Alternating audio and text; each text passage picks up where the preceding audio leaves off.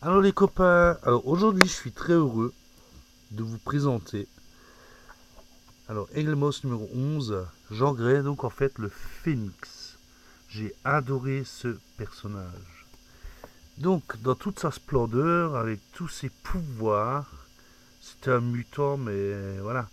Après c'était, comme j'ai dit, c'est la fiancée de tous les fans. Quand elle est morte, mais on était tous tristes, on était malheureux. C'était... on était tous amoureux d'elle, hein, on va le dire comme ça. Même si c'est un personnage de bande dessinée.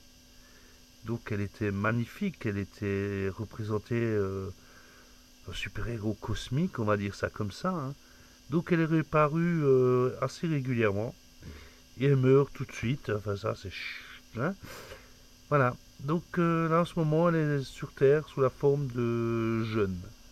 Je sais pas si on adhère, un peu dur. Alors c'est le numéro 8790. Donc je descends dans les numéros, ce qui est déjà pas mal. Et le phénix, personnage sublime. Donc, le phénix. Alors, au début, bah, ça avait bougé un bouquin. Voilà, ça s'arrêtait là. Et c'était X-Men numéro 1 en 63. Donc, elle a intégré l'équipe des X-Men. Elle a eu des combats, pas mal de combats, contre Magneto, la confrérie des mauvais mutants, et ainsi de suite. Elle se faisait kidnapper, nanana, nanana. Et dans les Special Strange, quand ils ont fait la deuxième monture des X-Men, et ils étaient capturés soit par les sentinelles, soit dans l'espace. Et pour revenir sur Terre, il fallait contrôler une navette spatiale. Mais il n'y avait pas de bouclier. Et donc, il y a eu des rayons cosmiques, on va appeler ça comme ça. Et en fait, c'était le Phénix qui est venu et qui a pris le corps, la possession de Jean Grey, donc Miss Marvel. Donc c'est devenu le Phénix.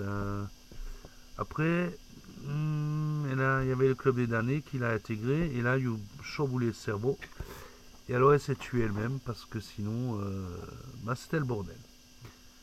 Donc, voilà. Ensuite, il y a eu un clone, malheureusement. Ça aussi, ça a foutu le bordel. Après, c'est quoi les mortes? Le moment fort, c'est quoi les mortes sur la Lune, oui. Donc, voilà, c'est celui-là.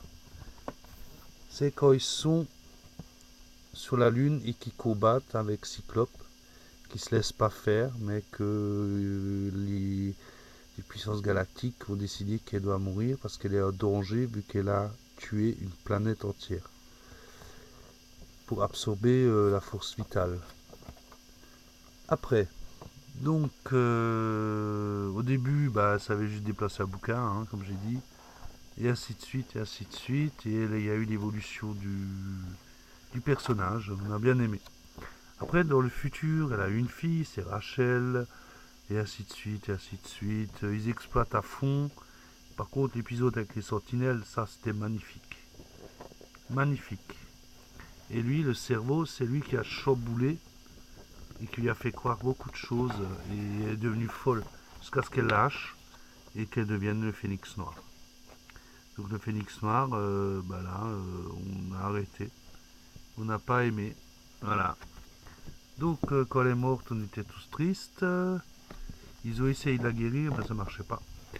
Alors, elle est apparue dans le X-Men numéro 1. Ouais, numéro 8, ils disent, et il vaut 450 dollars. C'est le 8, ça. Voilà. Donc, il y a différents aspects du phénix. C'est ce qui fait son charme. Mais dès qu'elle est morte, c'était fini, on n'a plus aimé. Prochain, c'est Iron Man. Voilà. Donc, si vous avez aimé, vous savez ce qu'il vous reste à faire. Et en anglais, on dit sub you. Ok, sub.